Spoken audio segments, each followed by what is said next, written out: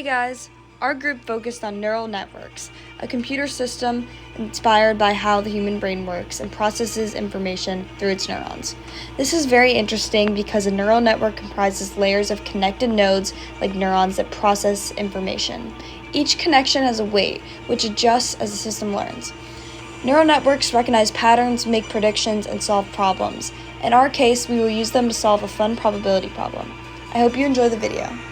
If I asked you to come up with an algorithm that could do something as complicated as recognizing patterns like images or recognizing hand-drawn digits, it would be a very difficult task. The way computer scientists tackled this is by taking inspiration from our brains.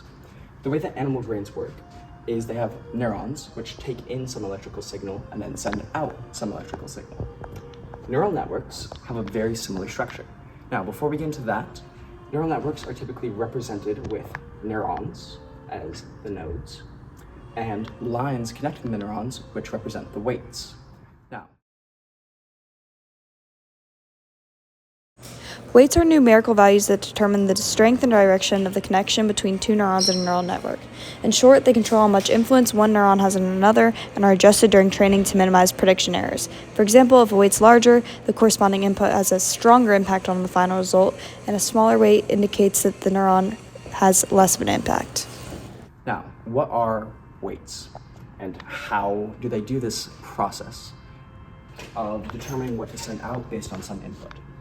Well, the way a neuron works is it has input values, weights which are multiplied by the input values, a bias which is added to that, and that determines the activation of the neuron. Now, the way the activation is actually determined is by an activation function. What we're using is the sigmoid function.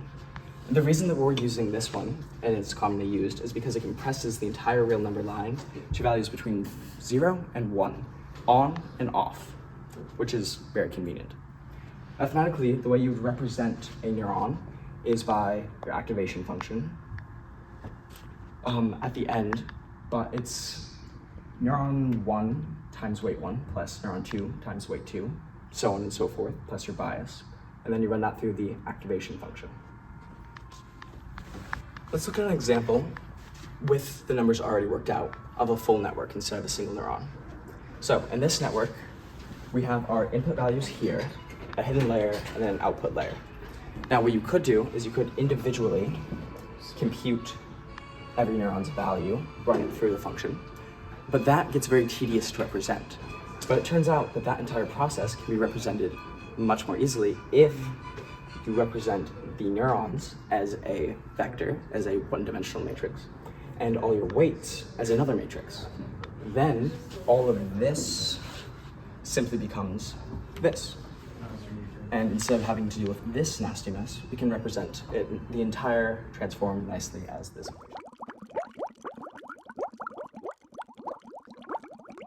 We know that the value of the neurons is 2 and 1.5, and the bias is 1. This combined is going to give us our first input vector, formed by both of the neurons and the bias. Next up, we need to build our weight matrix.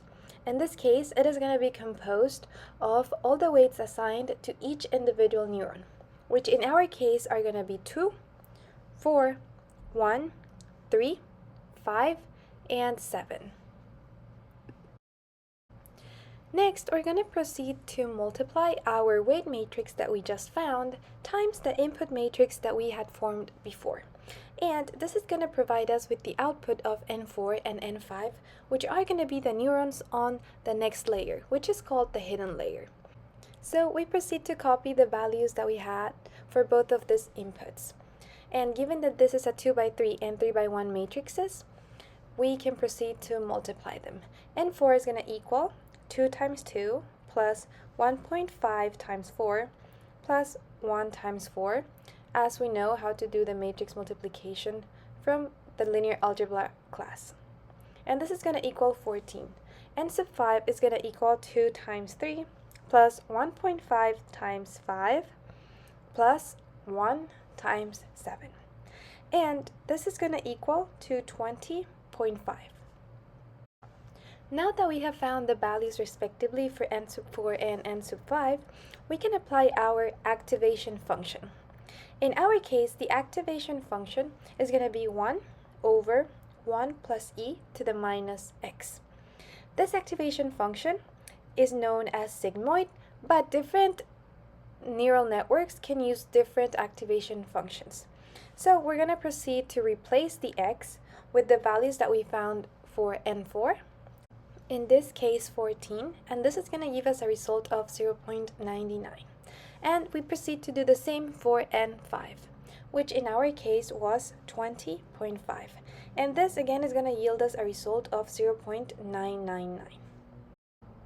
Now that we found the values for both n sub 4 and n sub 5, we can go back to the initial multiplication that we had and apply the activation function, as you can see, and finally circle our result.